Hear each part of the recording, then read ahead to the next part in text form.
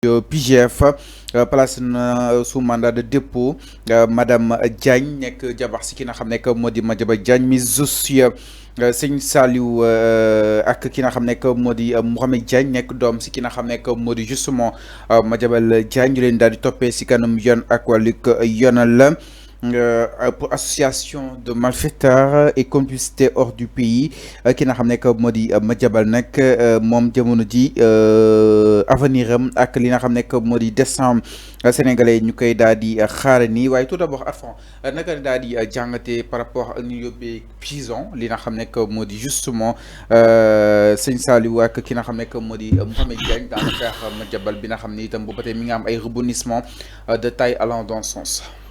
Oui, wàllum yoon la association de malfaiteurs lañ leen toppee comme lu mu révélé journal bi l'Observateur te aussi Madiambal Diagne que ça soit moom que ça soit ay ñaari doomam sa femme Mohamed Diagne Serigne Saliou Diagne et son homme Bintou Diaby benn fait lañ leen toppee mooy ñoom ñëpp dañoo tàkkee ci dossier bi mooy association de malfaiteurs bi blanchiment de capitaux détournement de sur les deniers publics donc loolu lañ leen toppee ci wàllum yoon suite à un rapport de la CENTIF boo xamante ne tey bu ñu tuddee 21 milliards l'observateur vient que avec ni que au lieu de 21 milliards l'observateur nee na c'est 1 milliard donc et quelques 700 et quelques millions lañ leen toppee ci wàllum association de malfaiteurs boobu donc loolu moo firnde ni que voilà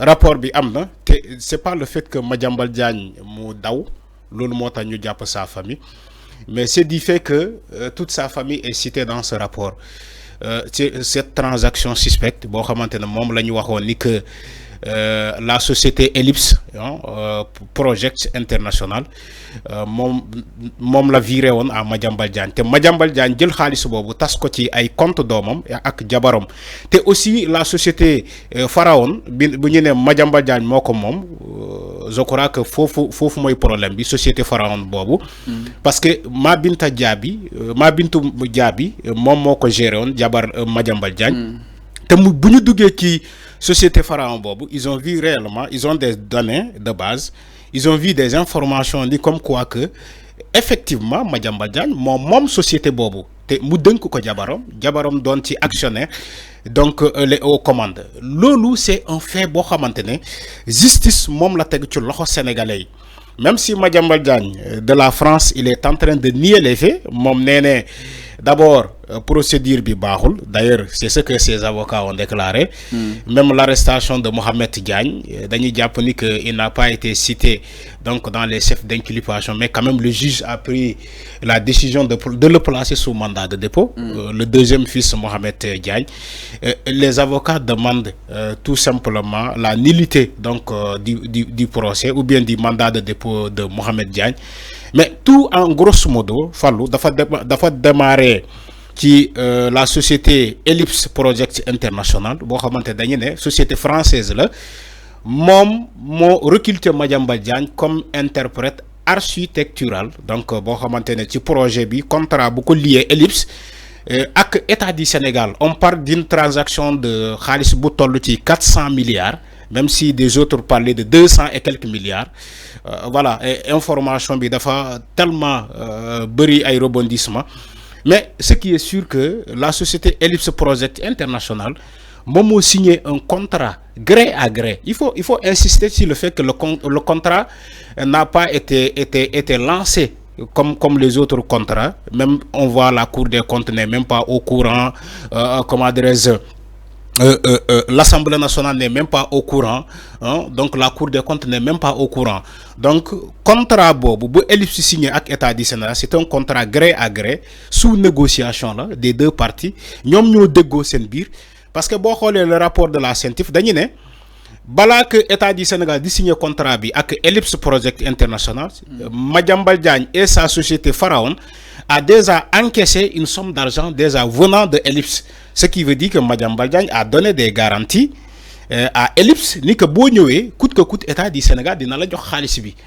dina la jox contrat bi au moins donc ce qui veut dire que Madiambal Diagne il est mêlé du début à la fin de ce contrat qu'on parle aujourd'hui. Même s'il est parti en France, il cherche sa défense, tout ça, à dinañ ci ñëw, mais lu ñu mën a retenir mooy le mandat de dépôt de sa famille. Je crois que en tout humain, bu fekkee borom kër bi daw na ba ñu teg loxo sa famille, il doit avoir le kilo de revenir au pays. Comme il a dit, je vais me présenter devant la justice de mon pays. On attend Madiambal Diagne fermement de revenir et de faire face à la justice. Parce que tu ne peux pas être à l'étranger, nous japp sa jabar, japp sa dom, après tu es tranquille là-bas, comme nous l'avons dit. Ça, c'est pas humain. C'est pas humain. Et en plus, je dis bien en plus, un Madiambal Diagne qui décriait la justice, il décriait des gens qui ont dañ leen woo ci justice ba pare ñuy jéem a contester ni que duñu wuy ji Madiambal Diagne daf leen doon ne carrément dem leen gën wuy ji. Et il a dit aux gens à maintes reprises, jadis, de respecter la justice. C'est ce que Madiambal Diagne disait. Tay, comme on le dit, chacun à son tour, c'est le coiffeur. Mom l'a convoqué, il a pris la fuite. Donc, ce qui veut dire que Madiambal Diagne, lu mu doon wax ak lu mu jëf tay, c'est pas la même chose. Yow bu fekkee yow yaa doon ne nit ñi dem leen ngeen wuy ji, il faut respecter les décisions de justice. Madiambal Diagne, qui est aujourd'hui un opposant, il ne cessait de réclamer aux gens. Tay justice convoqué nako mu daw, il prend la fuite, c'est pas sérieux. Ñun fuite la ñuy wax parce que bu fekkee yow dañ la notifier une interdiction de sortie, une opposition à l'AIBD, l'aéroport international Blaise Diagne, nga def benen pexé pour nga mëna recc, franchement lolu moy daw. Lolu moy daw. Il pouvait préparer sa défense depuis le Sénégal. Ñaata nit lañuy interpeller, la scientifique bind leen ci ay rapport ba paré ñu togg Sénégal, mais ñi préparer sen défense ici parce que ici il y a de très bons avocats. Au Sénégal, il y a de très bons avocats. Mais le cas de Mbagnick Diop, d'où il a préparé sa défense. Il n'est pas allé en France. Hein. Mbagnick Diop, quand il a été interpellé par la DIC, suite à un rapport de scientifique, mais il n'est pas allé en France pour préparer sa défense. Il est resté au Sénégal. Il a mené une contestation sérieuse. Kérok justice Michael liberté provisoire. Mais pourquoi Madiambal Diagne, il nous dit, damay dem France pour préparer ma défense. Non, en réalité, c'est pas préparer sa défense. Non, mais je suis du côté justement de son marabout. Il a été interpellé par la division des investigations criminelles. Donc, on a un proche de Madiambal Diagne présenté comme son marabout, a comparu devant le magistrat Idriss Diarra, doyen des juges d'instruction du parquet financier. Et aussi, il a été placé sous mandat de dépôt. Enfin, lors de franchement, placement sous mandat de dépôt. Est-ce que vous avez son marabout dit Madiambal Diagne? Oui, je l'ai dit. Le marabout, bon, le supposé marabout. Je ne vais pas dire que marabout. Je ne vais pas m'aventurer sur ça en disant marabout. Le supposé marabout, wax naa ko fi demb mën nañ ko topé comme association de malfaiteurs wala complice. Je l'ai dit ici. Quand j'ai dit que Madiambal Diagne dafa ro ci puissam dugal ko ci téléphone jox ko ce soi-disant marabout, té ce marabout bobu mom lañu localiser dans la banlieue dakaroise, j'ai dit que loxo justice mën na ko topé comme complice. Okay. Donc complice bi c'est le mot qui revient aujourd'hui ni que bagn koy mandat de dépôt mom le soi-disant marabout dañu né association de malfaiteurs. Dañu né complicité lañ ko topé. Donc mom ak Madiambal Diagne dañoo lëkkaloo manigancé daw Madiambal Diagne.